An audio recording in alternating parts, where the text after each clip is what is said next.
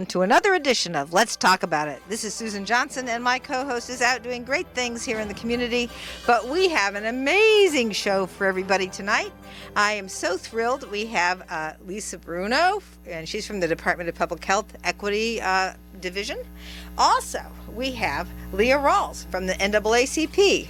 And we also have Brenda Bookbinder, who has been leading the charge for the Wyndham United to Save Our Healthcare. So we have a health care show tonight, and you're going to get all kinds of information about all kinds of things that we're going to do, but we're going to start off with Lisa Bruno. Welcome, Lisa.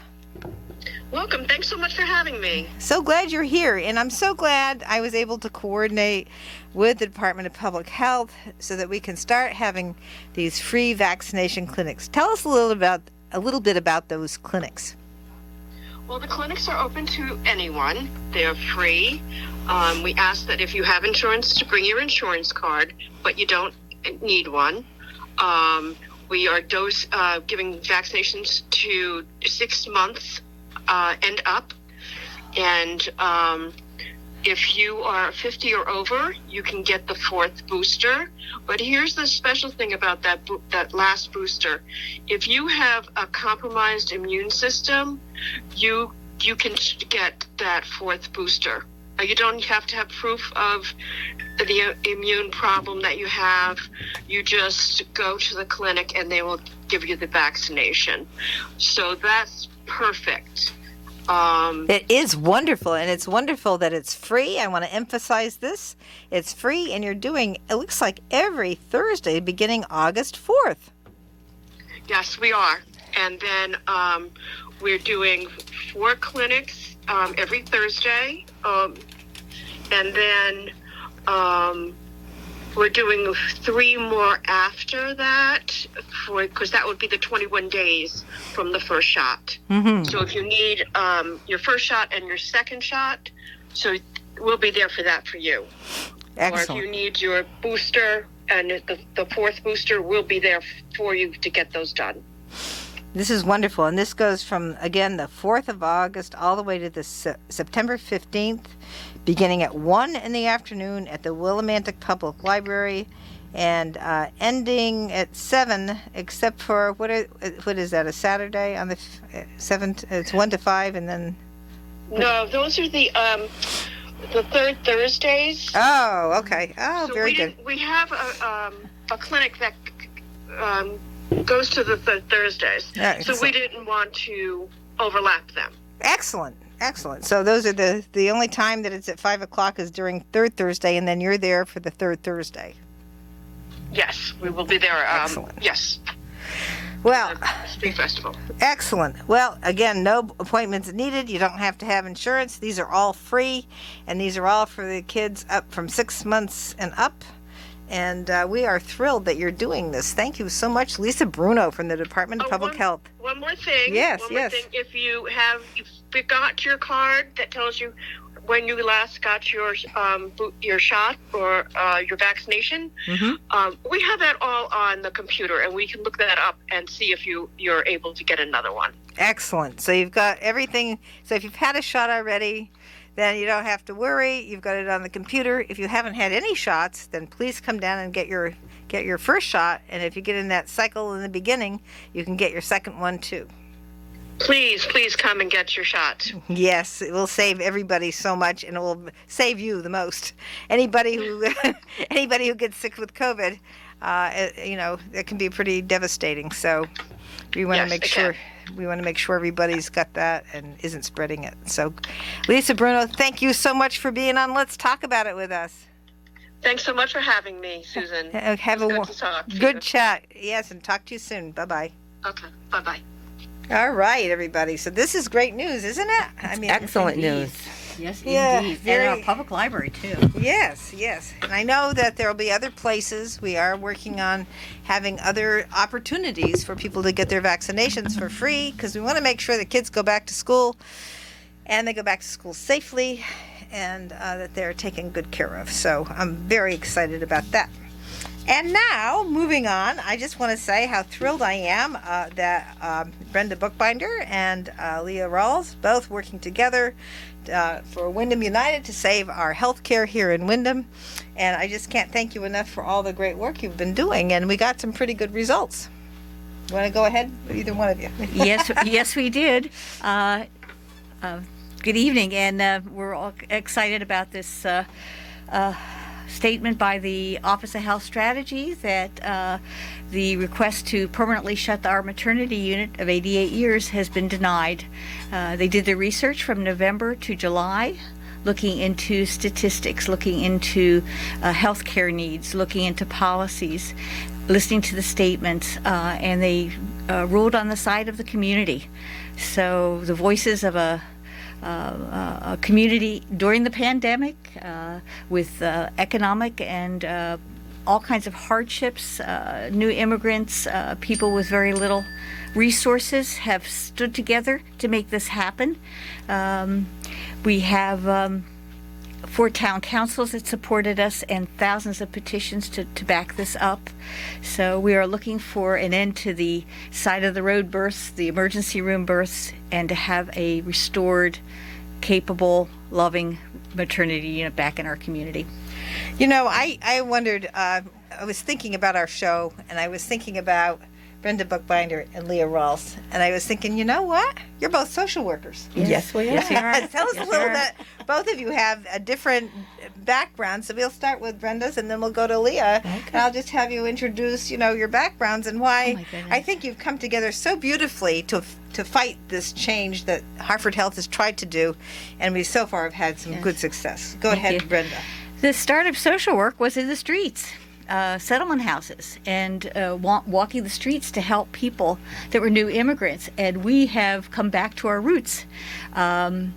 There are things in our social work code of ethics that say when there is injustice, you have the right to form a coalition to combat that. You have a right to empower people and to give them a voice in the community. And this is social work in action.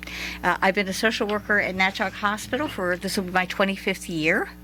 I'm also involved in our AFT union there. So it's been a pleasure to practice social work outside of a setting in the community and to link people during the pandemic, which was such a time of isolation, and the cry of women to have it restored was just resounding from all over. Absolutely, and you pulled that right together. And I have to say, Leah Rawls, you've been doing great work as the president of the NAACP, but you also have that social work background, but it's different from Brenda's. Tell us Yes. about that. Well, Susan, thank you for having me today, and thank you, Brenda, for Pleasure. your knowledge and your dedication to this very serious community health issue. My social work background also started in the streets of Manchester, working with the homeless, substance abusing, and mental health clients, and being a voice for them, fighting to get them into treatment modalities that would allow them to rebuild their lives. And so I have that history of being a voice for someone who's voiceless. And through the NAACP and fighting for civil rights, that's one of our main tenets, is to be a voice for the voiceless. And in the realm of fighting to keep our maternity ward open, I realized that there were so many women and men in our community who were negatively affected by this decision. And we have made a decision to be their voices and to pull their voices out into the community, to let everyone know that we feel a medical hardship has happened in our community. As Brenda always says, they have created a healthcare desert, and we want to re-engage that service in our hospital. And I only wish that we could have been just as active back when the ICU was closed. Hey, let me just say something about that, because we were very active. active. Yeah. I wasn't here then. That's okay. We were very active. We had about 3,000 signatures on a petition. We had about 2,000 postcards. We had hearings here over here in the town hall. We had another hearing with all kinds of providers over there in the junior high. So we had all kinds of get-togethers.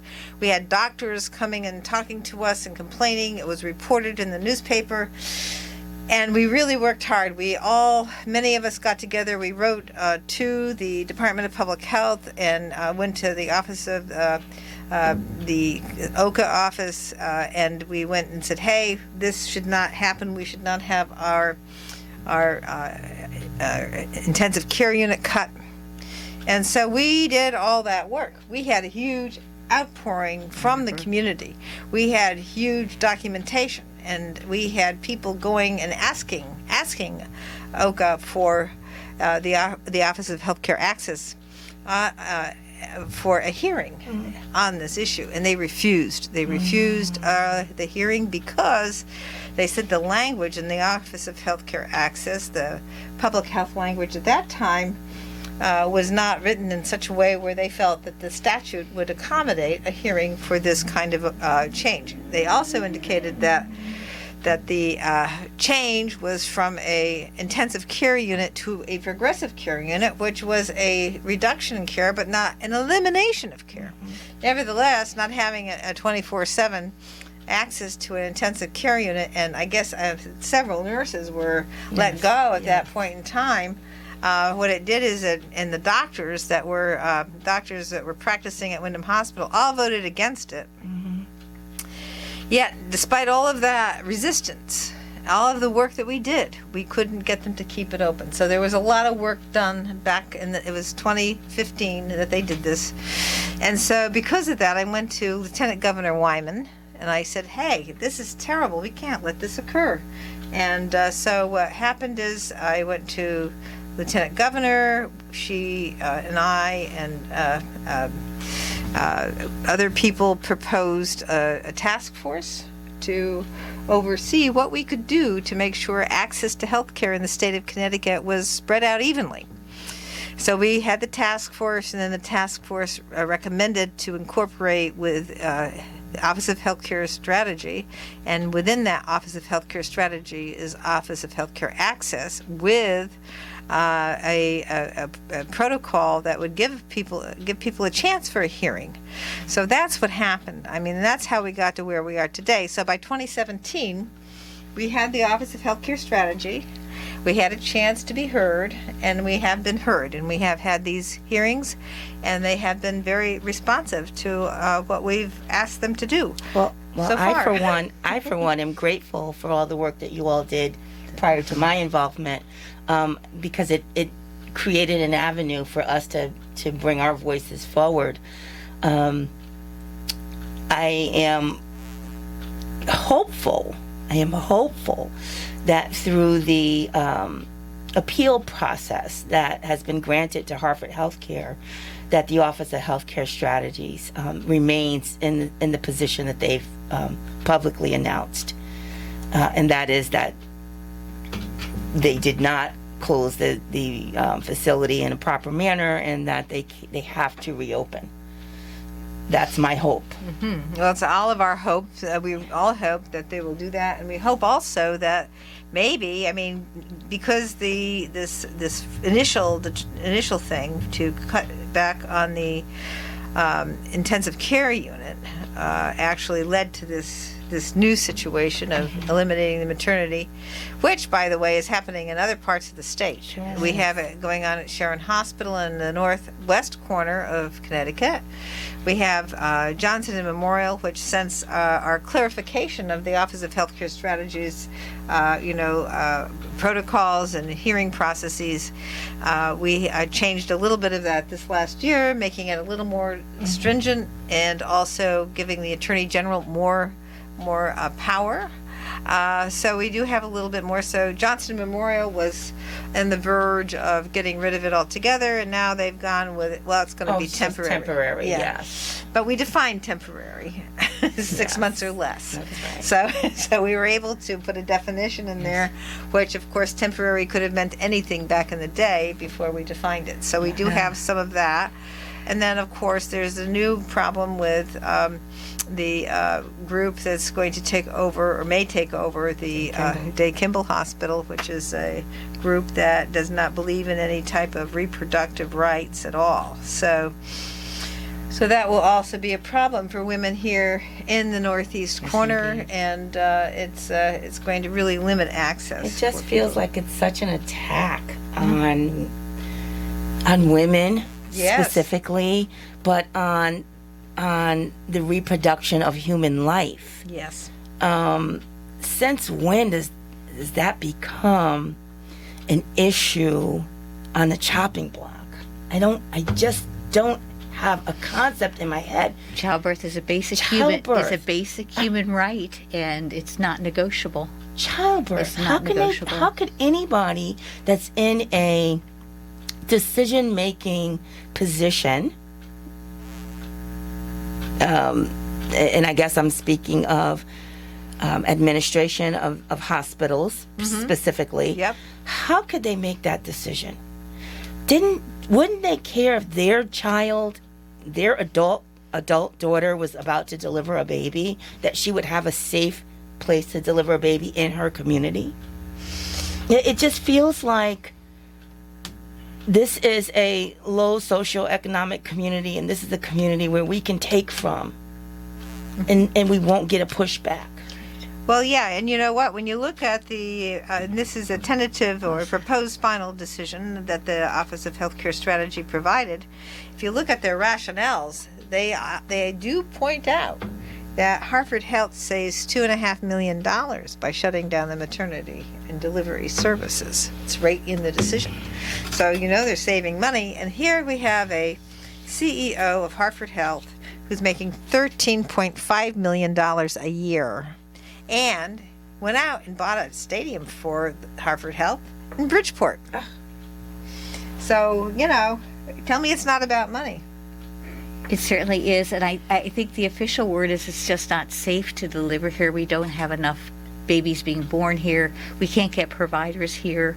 Women are choosing to go elsewhere, and that couldn't be further from the truth. A decade under the new leadership of Hartford Healthcare did not endow the maternity unit with the resources to continue to run. That's right. We have many, many rural hospitals, much smaller than Wyndham Hospital, that have fully functioning maternity units, and they have found creative ways to keep it open.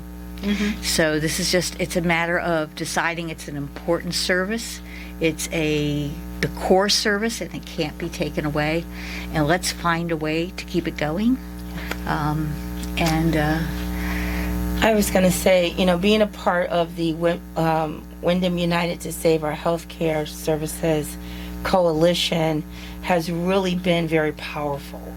We've created, an entity that's willing to stand up and to not allow these excuses to go unanswered. Because that was my first question to them at our very first meeting.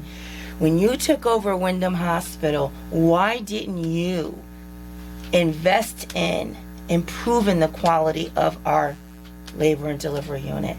Why didn't you invest in improving the quality of, whatever other units you're trying to eliminate?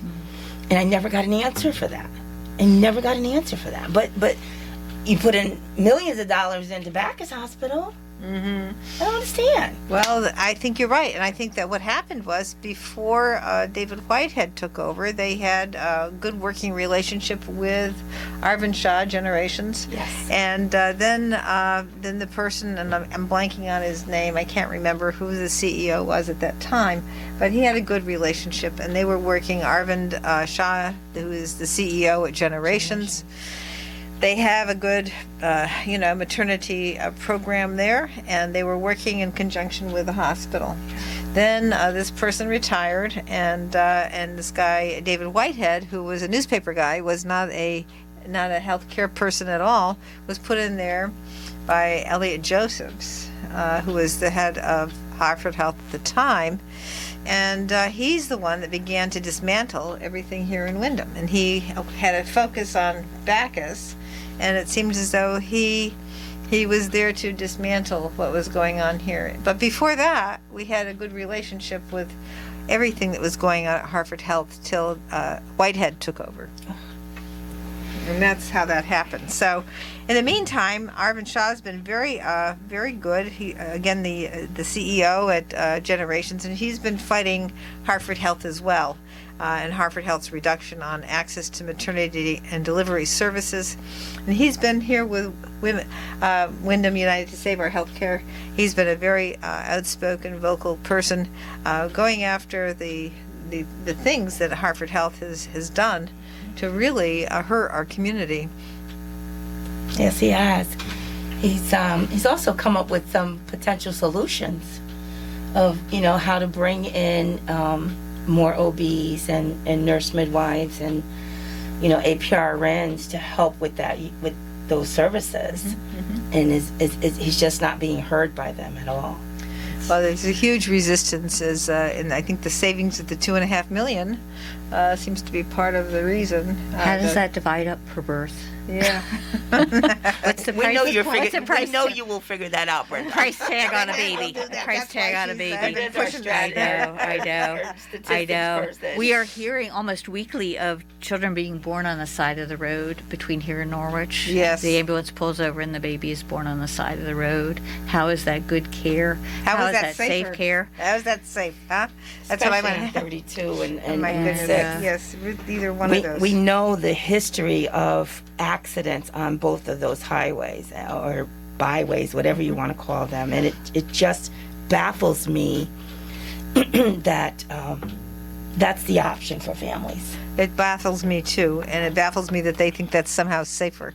Well, we're going to go to our break and let our sponsors help us out with the cost of the show, and we will be right back after these messages. This is Susan Johnson. I'm here with our very special guests, Leah Rawls from the NAACP and Brenda Bookbinder from the Windham United to Save Our Healthcare.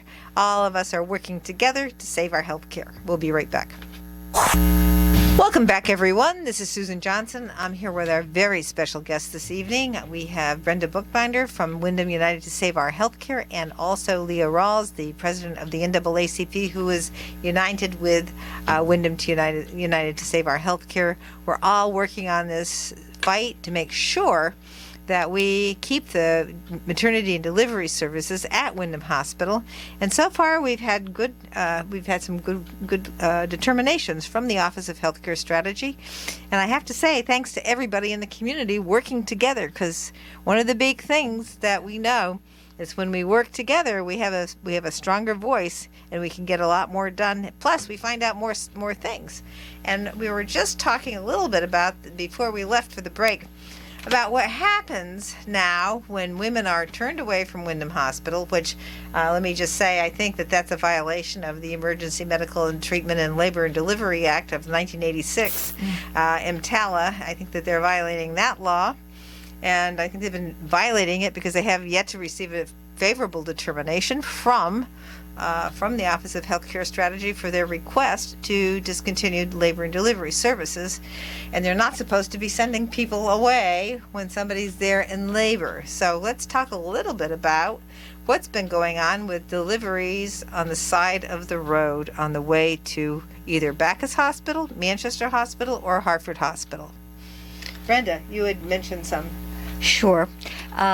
We surveyed a woman whose water broke, and she didn't have time to get the ambulance, so she put herself in the car and drove herself down Route 6 to Manchester Hospital, one hand on the wheel and the other hand preventing the baby from being born, with contractions, doubled over.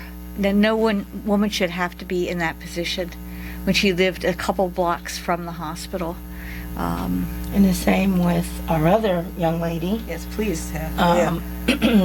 Her report was that, and she also lived a few blocks from the hospital, but she was having some other issues of concern, and the emergency room initially sent her to Hartford for her prenatal care.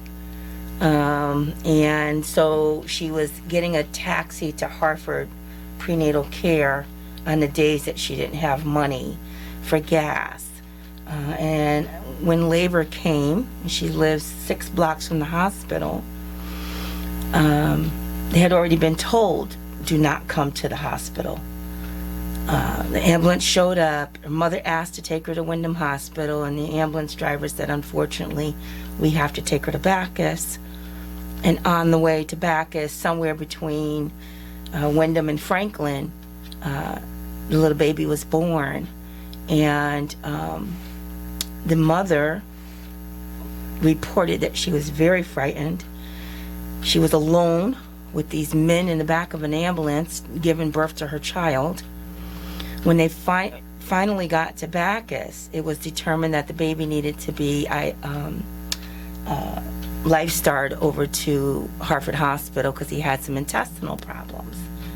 Then the mother was left with the responsibility to get back and forth to Hartford Hospital after being discharged from Bacchus, because she was told if she didn't show up on a daily basis, there was the potential for a DCF referral.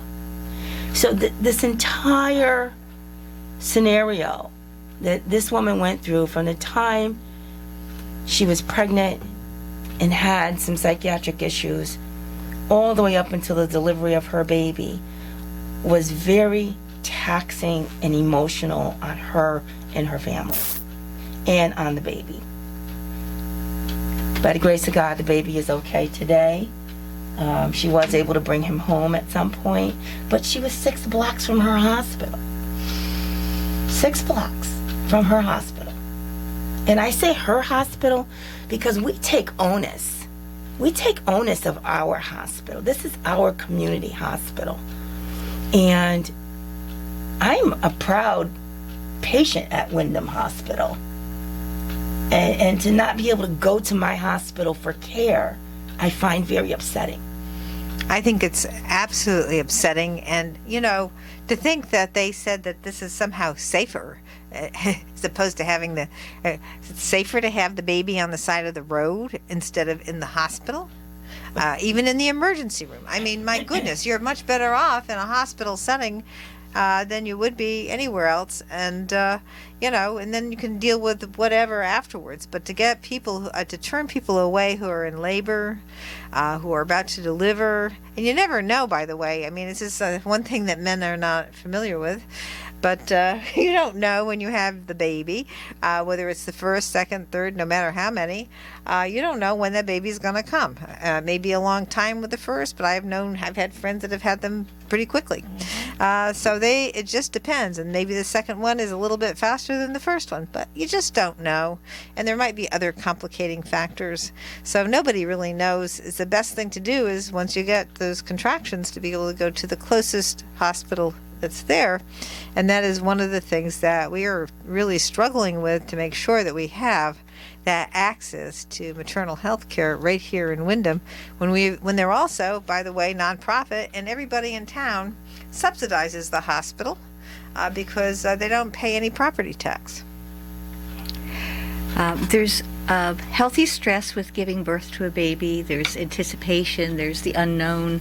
There's hopes and dreams laying on that birth. And to put a layer of uncertainty and stress and travel and being moved around and separated from family to give birth is unconscionable. I agree. The day of the birth, the hours, the moments, the family visits, the sibling visits, the comfort of being close to home are rights that women have enjoyed in this community for 8 decades. 8 decades. For that to be taken from us in the name of money makes no sense at all. We are not a dispensable community. We are not the other. We are not to be dismissed. Women here are just as worthy as women in more affluent communities and more cultured communities or populous communities. People live here because they care about the community. Generations of women have lived here, coming from immigrants, coming from relocation from other places, and have called the greater Willimantic area their home for a reason. And that hospital has been a cornerstone for that anchoring in this community. You could be depended on for safe, urgent care. When I had my second child, it would have been a side of the road birth. It was 2 pushes and he was out in the world. And I would have never made it to the ambulance. I would have been in the parking lot. How is that compassionate? How is that safe? How is that okay? It's not.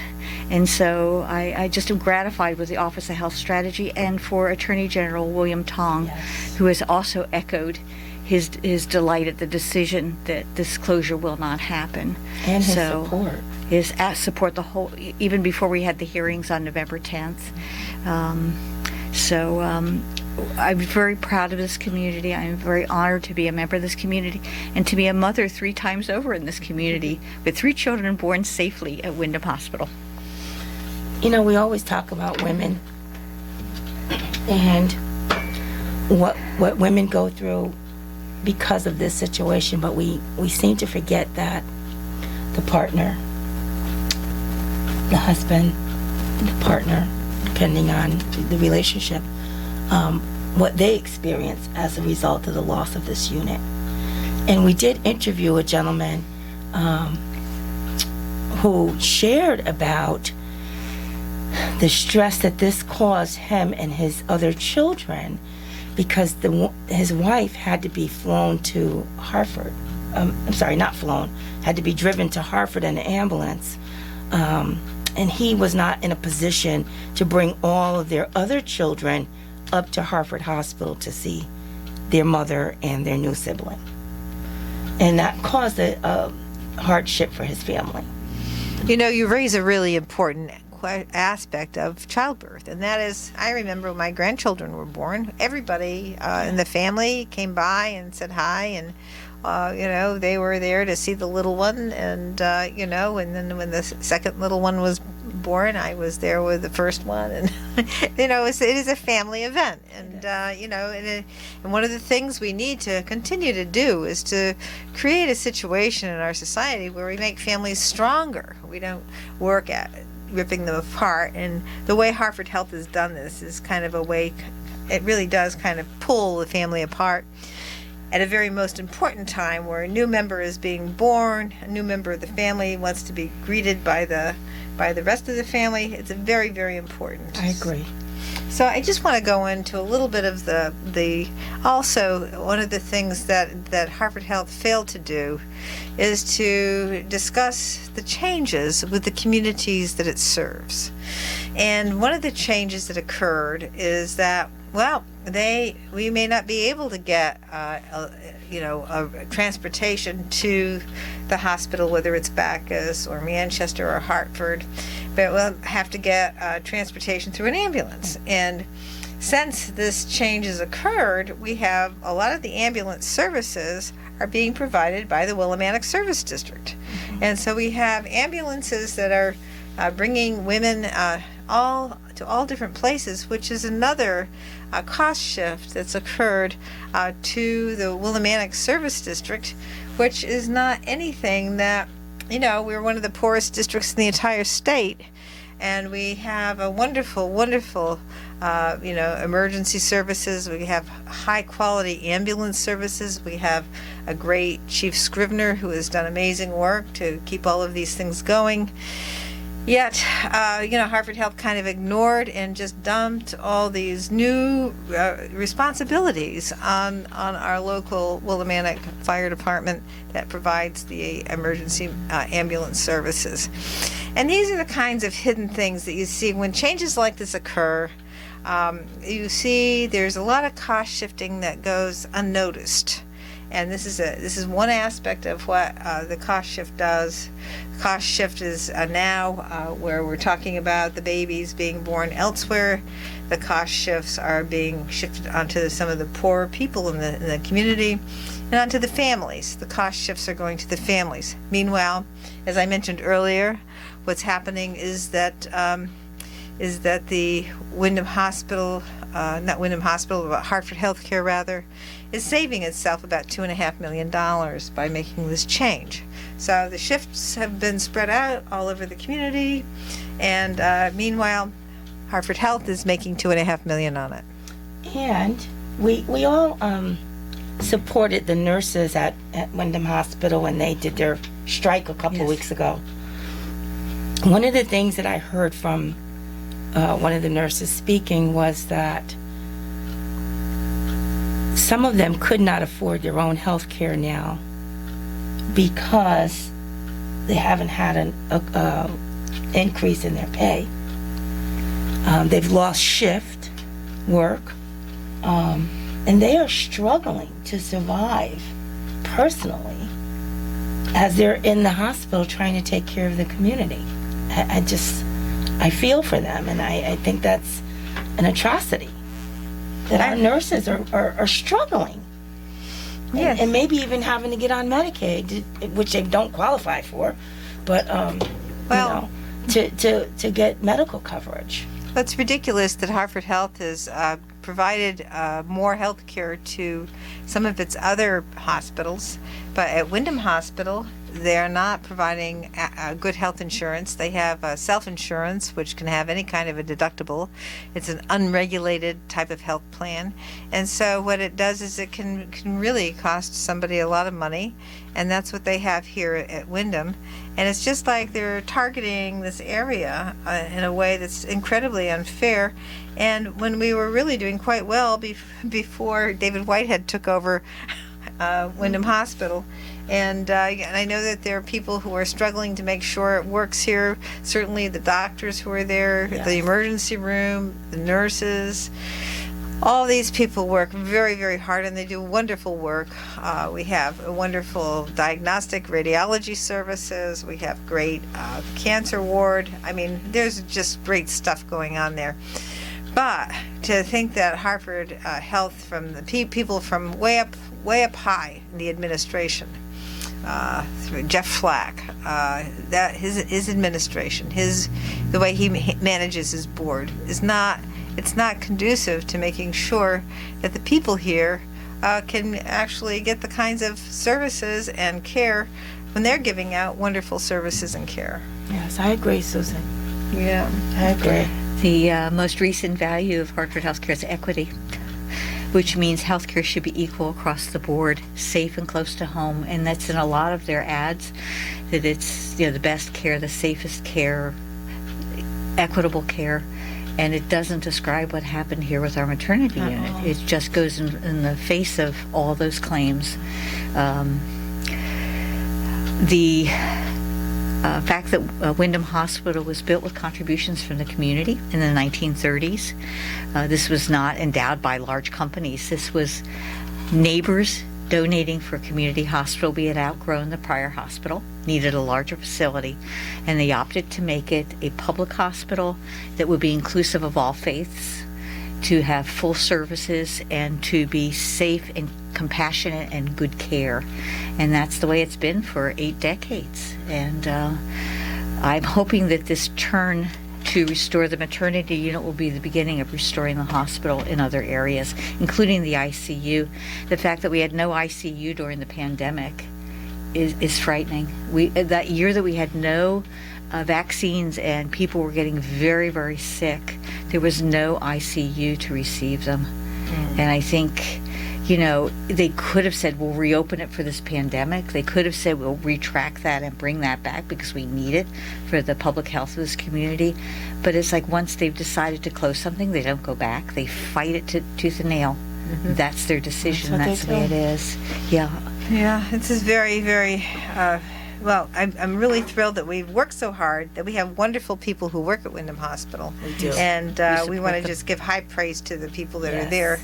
But I do want to move off this topic for a minute, because tomorrow we're going to have a rally with Lieutenant Governor Susan Bysiewicz, Congressman Joe Courtney, and me, and Senator Flexer, and a number of other state representatives, and we're all going to be at Eastern Connecticut State University on Charter Road at the Amphitheater and Student Center Green, rain or shine.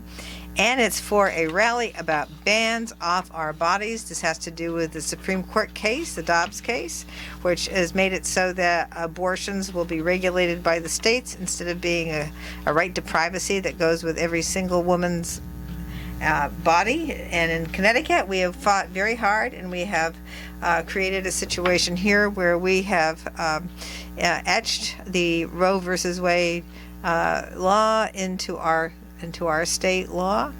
And so, but we want to make sure people are there and make sure that we hear the voices of the people. And we want to get together and just talk about this, because as we move through these issues, these are more issues that have a really adverse impact on women.